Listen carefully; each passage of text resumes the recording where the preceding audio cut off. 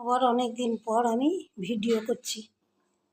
শরীর, তারপরে আমার দিদি এত অসুস্থ, তার বাড়িতে গিয়ে সব কিছু করা, সে নেমন্তন্ন বাড়িতে গিয়ে তার শরীর এত খারাপ হয়ে গেছে, সে আর আসতে পারেনি। সে বোনপোটা একদম একা, সেইখানে থেকে সব কিছু করে এই কালকে বাড়ি ফিরেছি সবে। কিচ্ছু করার মতো, তারপরে ওদের কাজের বউই আসেনি কদিন ধরে। আমার দিদিও নেই, কিচ্ছু না, ছোটো বোনপোটা শুধু আছে। আমি কি ভিডিও করার মতো টাইমই পাইনি একদম। এই কালকে বাড়িতে এসেছি, কালকে আমাদের সব নিরামিষ ছিল। আর এই যে ভাত করেছি এখন হাঁড়িতে, আমার বর খেয়ে বেরিয়ে গেছে। বাজার যাওয়ার আজকে একটুও টাইম পাইনি, একটুও না। কারণ আমার বর 11টার মধ্যে বেরোবে, সে তাড়াহুড়ো করছে।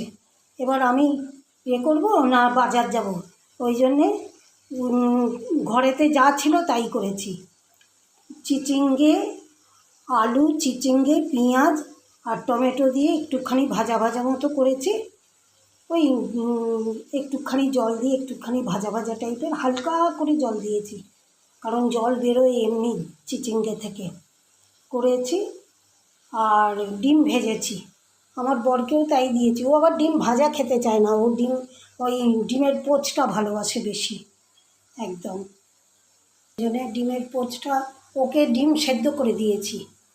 আর এই যে আমার ডিম ভেজেছি, এই চিচিঙ্গেটা করছি, ওকে সব ভাজাভুজি করে দিয়েছি। উচ্ছে, বেগুন, তারপরে মুগের ডাল করে দিয়েছি, উচ্ছে বেগুন ভেজে দিয়েছি, ডিম সেদ্ধ দিয়েছি, আর পাঁপড় দিয়েছি। আর কি দিয়েছি, ও বেগুন ভাজা, উচ্ছে ভাজা, বেগুন ভাজা, ডিম সেদ্ধ, ডাল, এইগুলো দিয়ে, উচ্ছে বেগুন ডিম ডাল পাঁপড়, এইগুলো দিয়ে আমার বর খেয়ে গেছে আজকে। বলে কিছু করতে হবে না, ওই হালকার মধ্যে ওইগুলো করে দাও। আমি বলছি বাজার যাওয়ারই টাইমই পাইনি, মাছ মাংস আনবো কি। কালকে নিরামিষ ছিল, বৃহস্পতিবার ছিল, পুজোর একটা ঝামেলা ছিল, যার জন্য কিছুই যেতে পারিনি, কিছু করতে পারিনি। আমাদের এখানে কালকে পুজোর সব কিছু ছিল, সেই জন্য ওই এক্ষুনি করে নিয়ে এবার চান করব, পুজো করব, করে খেতে বসবো।